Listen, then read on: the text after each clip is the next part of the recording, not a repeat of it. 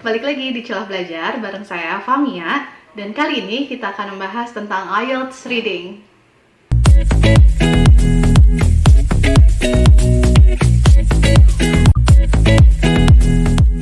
So, di reading pertama kita akan bahas mengenai overview dan multiple choices. Ini adalah silabusnya.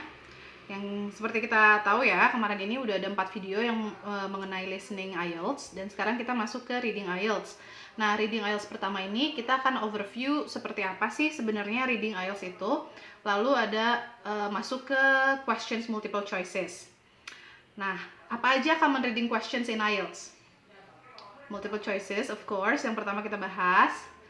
Lalu ada true, false, not given, and yes, no, not given. Ini beda ya, jadi jangan dianggap sama, it's a bit different.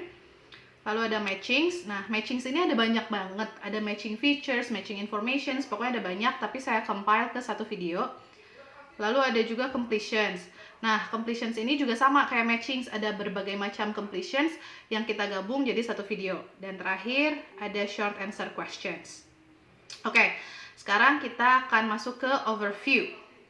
Reading IELTS itu ada berapa soal sih, berapa lama, dan kayak gimana sih bentuk struktur soalnya. Oke, pertama ada 3 reading passages. Dan escalating from easiest to the most difficult.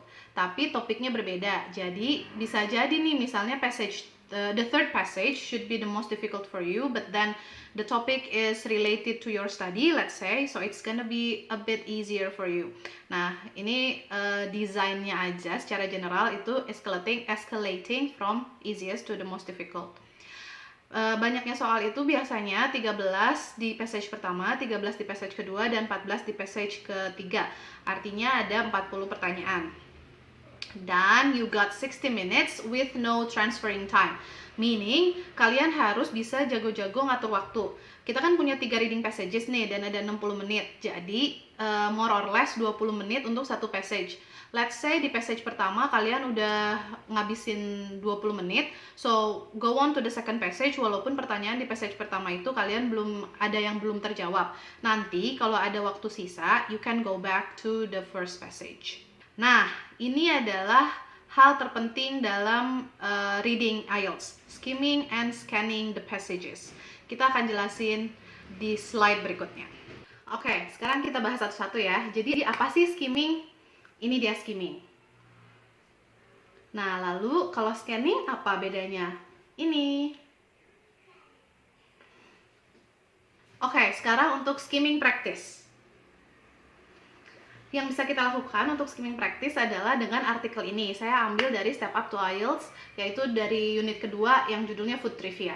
Nah, intinya skimming itu, si students itu harus baca dengan cepat dan mereka bisa nangkep gist atau main ideas dari artikel tersebut atau dari passage tersebut. Jadi, they don't have to read word per word or like busy finding out what the meaning of the vocabulary is. No, they just have to get the main idea. Kayak general idenya tuh seperti apa. Nah, ini adalah salah satu activity-nya. Oke.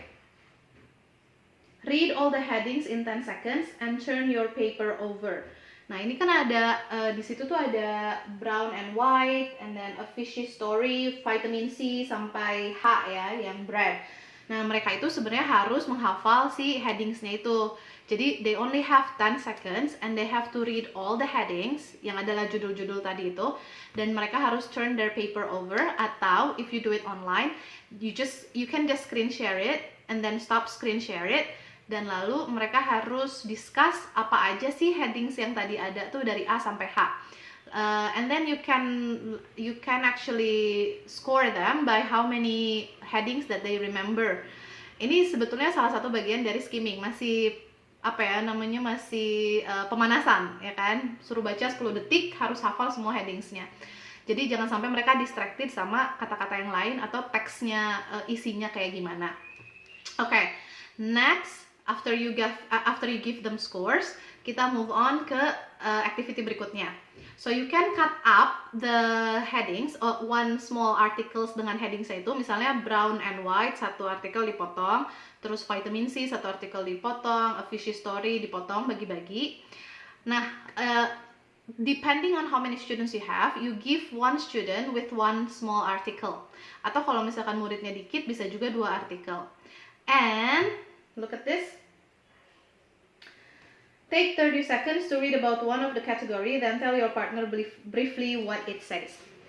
So basically, kita kasih mereka 30 detik untuk baca 1 artikel. Artinya, if you have 4 students dan masing-masing dapat 2 artikel, you have to give them 1 minute. Intinya 1 small artikel itu hanya 30 detik. Okay? Nah, habis itu mereka habis baca dengan cepat, mereka harus retell apa sih isi dari artikel itu. Jadi misalnya nih, saya dapat brown and white, and then you got vitamin C. So, we have to read it in 30 seconds, right? Nah, setelah kita baca 30 detik, kita akan ceritain ke partner kita. So, I'm gonna tell you about my brown and white, and you are going to tell me about your vitamin C. And see how many crucial information that you actually included. Surprisingly, walaupun hanya 30 seconds, you can actually get all the main ideas from the article. It's just to prove to your students that skimming actually is fast reading tips, a fast reading trick. So they have to start doing it when they want to excel in their reading IELTS. Okay, now exercise for scanning. Exercise for scanning, kita pakai timed word selection. Contoh aktivitinya seperti ini. So we got 25 words yang sebelah kiri yang dibatasi oleh garis. Nah, they have to find exactly the same word with the words in the left, on the left, dengan kata-kata yang ada di sebelah kanannya, yang ada 5 pilihan. So this is the instruction. Circle or underline a word that matches the word on the very left column as fast as you can. Jadi mereka harus ngerjain ini secepat mungkin. Jadi ini kayak competition gitu, balap-balapan. Well, the ideal time to do this exercise is 25 seconds or 30 seconds. But my record is 20 seconds.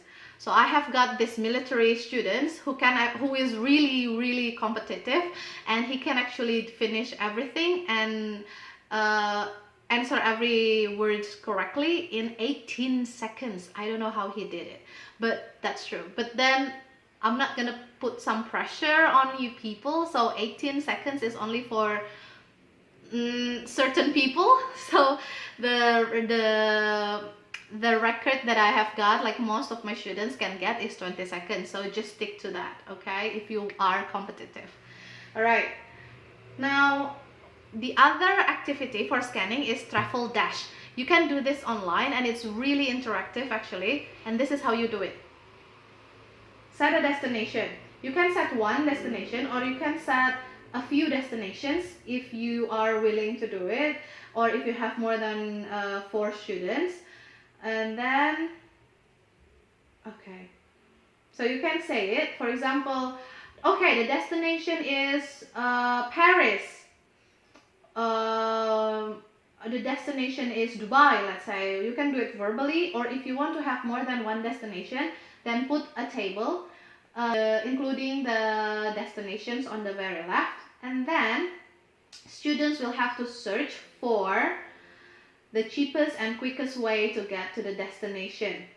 So if you said it verbally, like if you do it verbally, let's say you said Dubai, and then your students do the research about the quickest and the cheapest way to get to Dubai, then they can put the answers on the board right away. But if you put it on the table, then you can actually give them some time to do the research for different destinations. And then when you give feedback, you compare the students' result and give points for the most efficient travel, meaning the quickest and the cheapest way to get there, and the fastest student to actually finish the exercise. Okay, this is really good for scanning because that's how we do scanning in our daily life.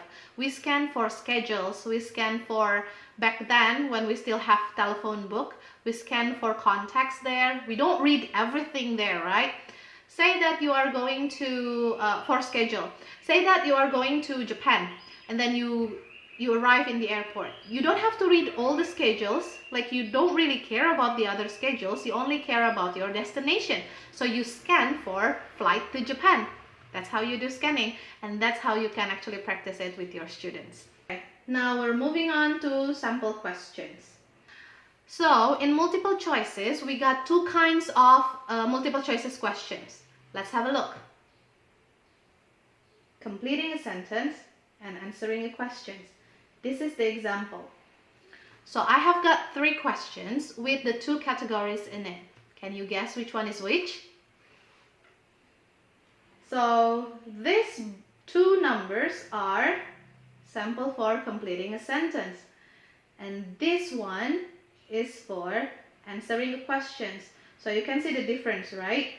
So for number 1 and 2, you need to find the best phrase to actually complete the sentence in the beginning of the number.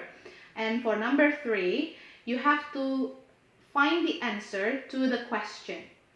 You see the difference, right? Alright, now those are the sample questions from IELTS reading multiple choices. What you can do to have more practice with your students is that get questions from Cambridge 11 until 15, Cambridge IELTS 11 until 15. It includes all the sample questions that has been done years ago. So you can give them a lot of practice for multiple choices to your students. Or if you are self-learning, then go ahead and find for multiple choices questions in reading IELTS and practice them. Because there is nothing better to actually boost up your IELTS score by practicing, other than practicing. So practice, practice, practice. And also for reading, because you need to improve your reading pace. So read more passages, or you can actually read from the Cambridge questions for passages, or you can go to BBC, CNN, all those articles from the news to actually practice your reading. Okay, for the tips on reading questions in multiple choice especially, the tips are as follows.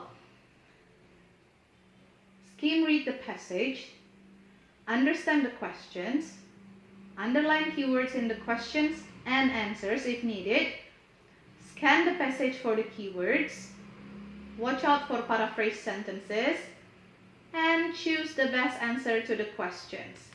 So basically, you need to skim the whole thing first in multiple choice questions, yeah. I think for all the passages, it's better to just skim everything first, so you can actually locate the answers for the questions later, easier to locate it. So you need to be familiar with the passage before you actually go to the questions, okay? For example, when you skim everything and then the questions is about, let's say, a banana, then you kind of figure out like, oh, I think I read banana in this paragraph or in that paragraph. So you actually familiar with the passage before you actually go to the questions, okay? And then after you skim read everything, you go to the questions, you underline keywords, scan for the keywords, go back to the passage and find the best answer. It might sound complicated for now, but once you actually practice it, and again, when it's already a subconscious thing that you do, it will not be as complicated as you thought today. Okay, so that's it guys for reading overview and multiple choices. Hope you like the video and hope it helps you with your IELTS score. And don't forget to comment on our videos, subscribe and like and share our channel and videos. Alright, bye bye.